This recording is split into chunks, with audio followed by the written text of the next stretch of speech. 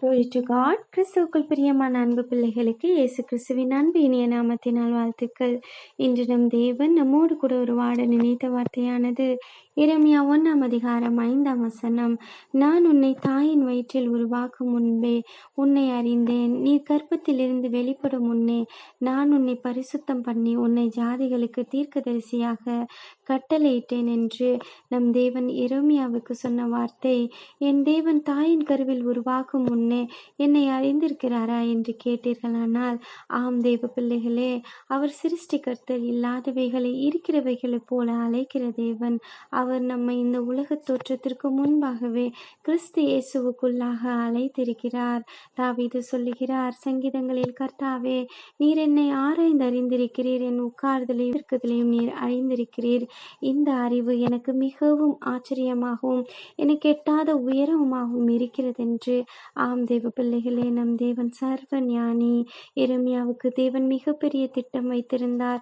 அவரை அழைத்து ஜாதிகளுக்கு தீர்க்கதரிசியாக வைத்தார். தீர்க்கதரிசி என்றால் தேவனுடைய வாயாக சத்தமாக இருந்து தேவன் சொல்லுகிறதை கேட்டு ஜனங்களுக்கு சொல்ல வேண்டும் என்பது தேவனுடைய அநாதி தீர்மானமாய் இருந்தது.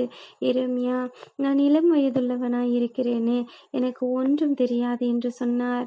என் வார்த்தையை உன் வாயில் வைக்கிறேன் என்று சொல்லி தேவன் அவரை எடுத்து பயன்படுத்தினார். தேவ பிள்ளைகளே, இன்றும் இதை கேட்டுக்கொண்டிருக்கும் நீங்கள், எனக்கு ஒன்றும் தெரியாதே, நான் பலவீனமாய் இருக்கிறேனே, என்னை ஒருவரும் அறிந்து கொள்ளவில்லையே என்று சொல்லுவீர்களானால், உங்களை அளவில்லாமல் நேசிக்கிற தேவன், உங்களை ஆராய்ந்து அறிந்திருக்கிற தேவன் உங்களை பேர் சொல்லி அழைக்கிறார்.